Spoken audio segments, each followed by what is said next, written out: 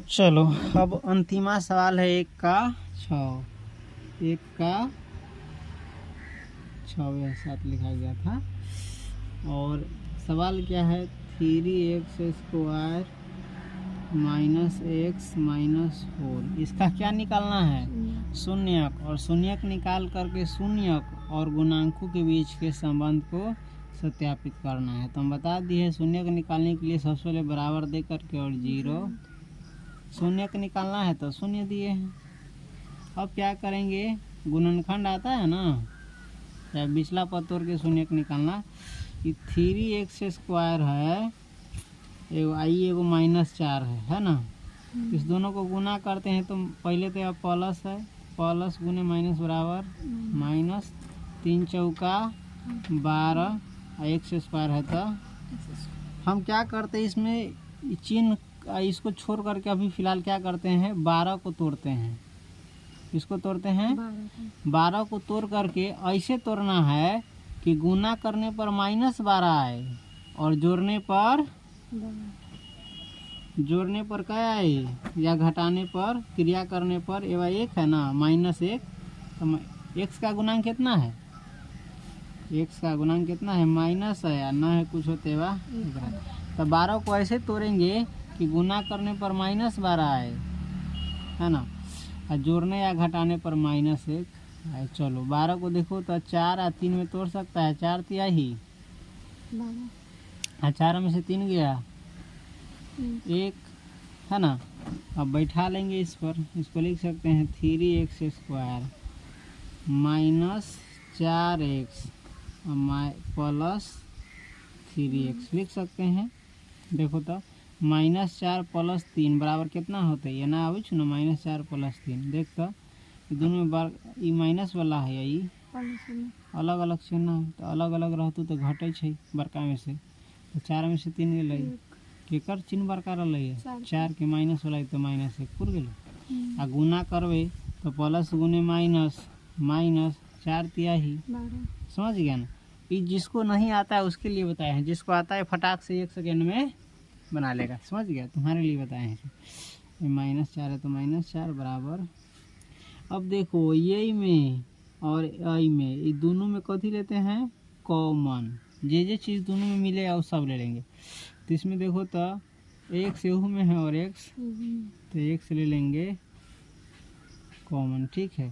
तो x इसमें ले लिया तो इसमें बच गया 3, x 2 x है तो एगो x बचा, माइनस है तो -1 तो ले लिया, बचा गया।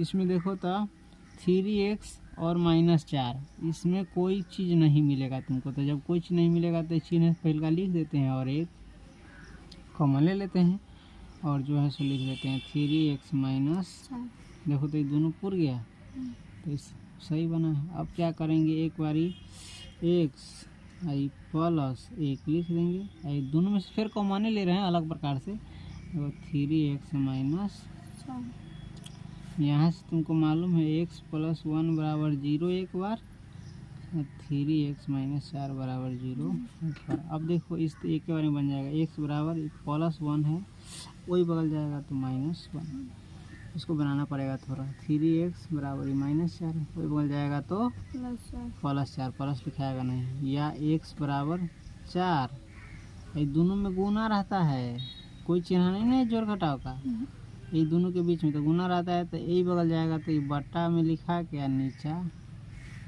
इसीलिए x बराबर क्या हो जाएगा, इसीलिए लिखना, ठीक है।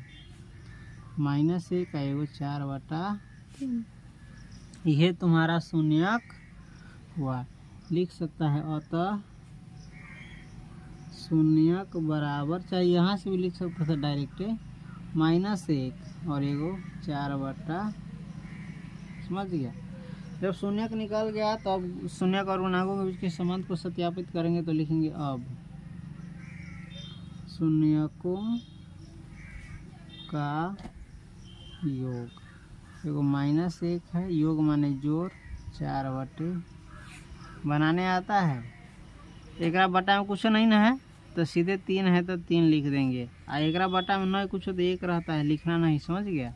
तो एक कै बेरी पड़ेगा तो 3 आएगा, 3 बेरी, तो 3 से में गुना करो 1 में, 3 का 3 एक बारी पढ़ेंगे तो 3, माइनस है तो माइनस, प्लस 3 का 3 पढ़ेंगे इसके लिए कई बारी, एक के बारी में आ जाएगा तो 4 इकाई 4 बराबर। इसको लिख सकते हैं जरा, -3 और +4 दोनों असमान चिन्ह है, ये माइनस वाला ये प्लस वाला है तो घट जाएगा।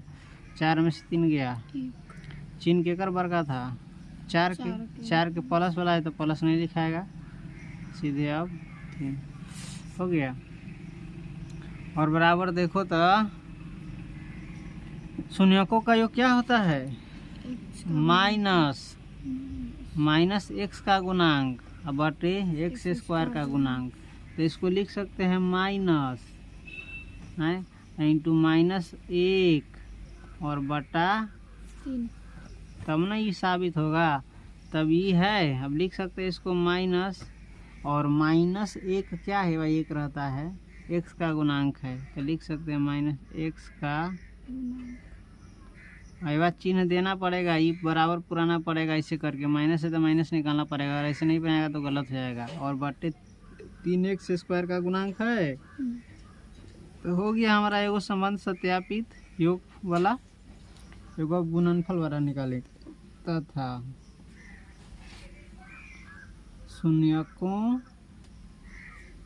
का गुणनफल बराबर, तो -1 गुणनफल निकालने के लिए गुना करेंगे, और एक और है तो लिख देंगे, तो बराबर हो जाएगा -1 गुने 4 बराबर -, कैसे होता है समझता है ना, माइनस गुने प्लस बराबर माइनस, 1 चौका 4 अब बटा 3।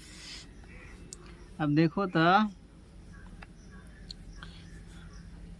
-4 क्या है, शून्यकों का गुणनफल क्या होता है, अचर पद बटे x स्क्वायर का गुणांक, तो देखो तो अचर पद -4 है, तो लिख सकते हैं इसको अचर पद बटे, देखो x स्क्वायर का गुणांक लिख सकते हैं, बुझा रहा है ना। और जब बन जाए तो फुल स्टॉप दे देना, बात खत्म, आंसर मारो या ना मारो कोई दिक्कत नहीं है, समझ गया। तो इस प्रकार से 1 का हमारा 6 सवाल बन गया। चलो अब इसके बाद हम 2 बनाएंगे जो कह रहा है, समझ गया।